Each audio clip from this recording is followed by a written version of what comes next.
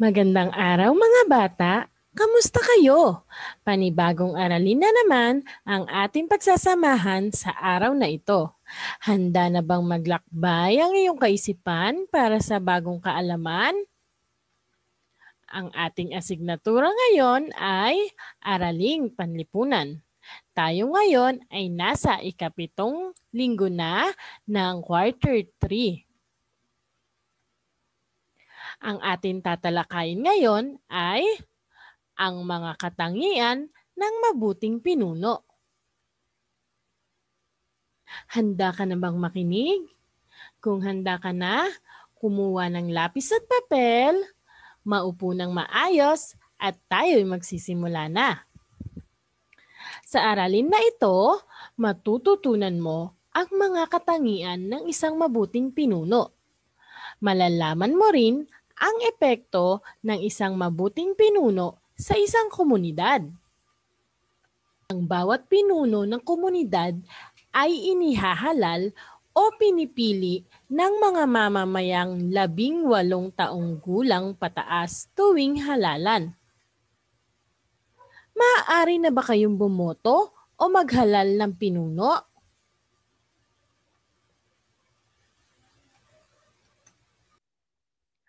Ang halalan para sa mga pinuno ng lokal na pamahalaan ay ginagawa tuwing Mayo, kada 3 taon. Ang halalan naman ng mga pinuno ng barangay ay ginagawa tuwing Oktubre, kada 3 taon. Malaki ang papel na ginagampanan ng mga pinuno sa isang komunidad. Kaya naman, kailangang ihalal ng mga mamamayan nito ang taong may katangian ng isang mabuting pinuno. Alam mo ba kung ano ang mga katangian ng mabuting pinuno? Tara, alamin natin kung ano-ano ang mga katangian ng mabuting pinuno. Una, kailangan ang mabuting pinuno ay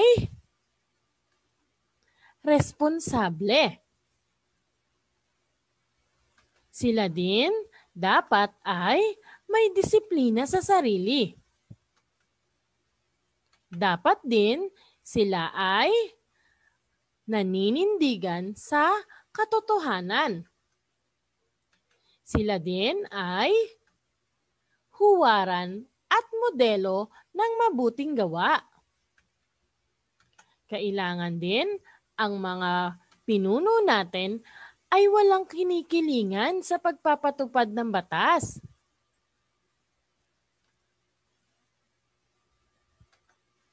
Dapat din inuuna ang kapakanan ng mga tao sa komunidad. Sila din dapat ay mapagkumbaba at matapat. Ang bawat mamamayan ng komunidad ay may tungkulin upang siguraduhing maayos ang pagpili ng mga pinuno. Kapag maayos ang pagpili sa mga pinuno ng bayan, kalimitang maayos ang nagiging epekto nito sa komunidad. Kapag ang pinuno ay matapat, maparaan, matalino at mahusay, natutugunan ng mas maayos ang mga pangangailangan ng komunidad. Kapag maayos na natutugunan ang mga ito, nagiging malinis, mapayapa, tahimik, at maunlad ang komunidad. Naintindihan niyo ba mga bata ang mga katangian na dapat tinatamasa ng ating mga pinuno? Ngayon, tayo ay magkakaroon ng unang gawain. Isulat sa patlang ang check kung ang pahayag ay tama at X naman kung ito ay mali. Isulat ang iyong sagot sa isang malinis na papel. Handa na ba kayong magsagot mga bata? Mabuti naman kung ganon. Tara, simulan na natin. Sa unang bilang, ang pagpili sa isang mabuting pinuno ng komunidad ay tungkulin ng bawat mamamayan. Ang pagpili sa isang mabuting pinuno ng komunidad ay tungkulin ng bawat mamamayan. Ang isasagot nyo ay check kung tama at X kung ito ay mali.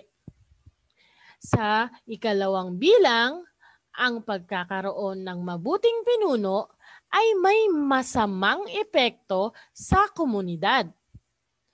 Ang pagkakaroon ng mabuting pinuno ay may masamang epekto sa komunidad.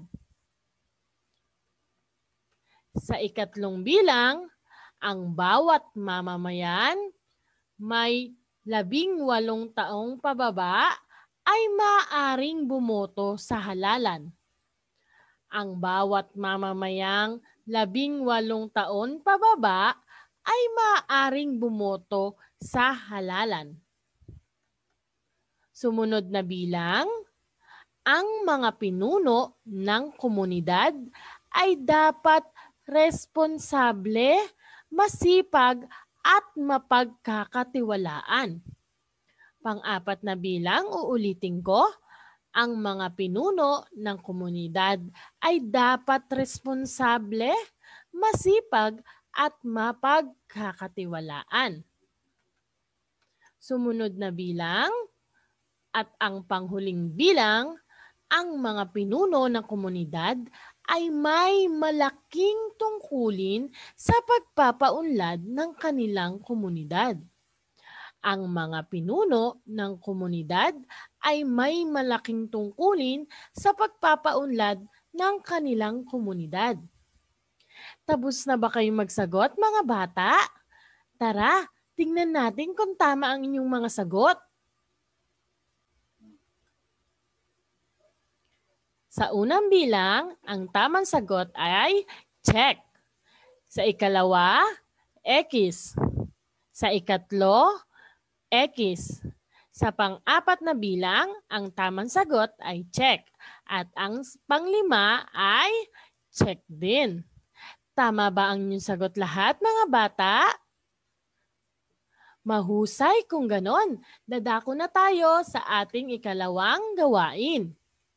Piliin sa loob ng kahon ang mga katangian ng isang mabuting pinuno at isulat sa hanay A. Ulitin ko, isusulat nyo sa hanay A ang mga katangian ng isang mabuting pinuno. Samantalang sa hanay B naman, ang mga katangian ng hindi mabuting pinuno. Isusulat ang inyong sagot sa isang malinis na papel. Handa na ba kayo? Yan. Makikita sa kahon, una ay mabuting huwaran. Ito ba ay mabuting katangian ng isang pinuno o hindi?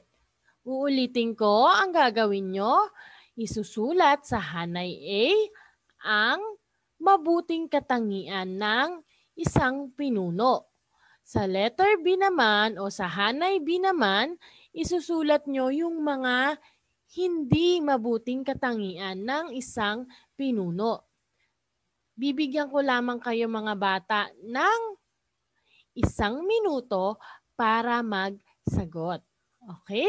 Simulan na natin ang ating pagsasagot.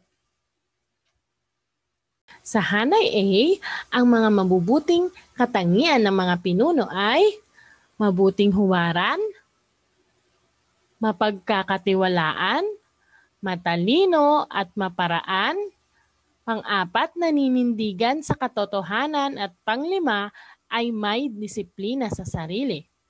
Tignan naman natin ang mga hindi mabuting katangian ng isang pinuno. Una, tamad. Pangalawa, ginagamit ang posisyon sa pansariling interes. Pangatlo, inuuna ang sariling kapakanan. Tama ba lahat ng inyong mga sinulat, mga bata? Mahusay kung ganon. Tayo naman ay dadako sa pangatlong gawain. Sa tulong ng iyong magulang o nakatatandang miyembro ng pamilya, kopyahin ang hugis bituin sa ibaba. Isulat sa loob nito ang mga katangian ng inyong kapitan sa iyong barangay. Gawin ito sa isang malinis na papel. Tandaan mga bata, malaki ang bahaging ginagampanan ng isang pinuno sa pagpapabuti ng pamumuhay sa komunidad. Kung hindi maayos ang pamumuno, maaring magkawatak-watak ang mga tao sa isang komunidad. Kaya naman, mahalaga ang tungkulin ng bawat mamamayan.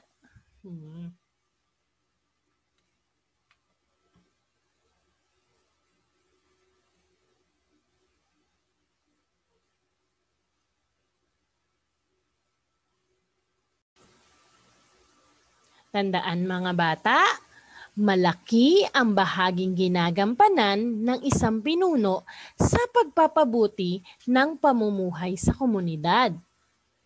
Kung hindi maayos ang pamumuno, maaaring magkawatak-watak ang mga tao sa isang komunidad. Kaya naman, mahalaga ang tungkulin ng bawat mamamayan sa pagpili ng mabuting pinuno upang ang kaunlaran, katahimikan at kaligtasan sa ating komunidad ay ating makamtan. Maraming salamat sa inyong pakikinig. Hanggang sa muli, huwag kalimutan mag-subscribe sa aking YouTube channel at i-like mo na rin ang video na ito. Paalam!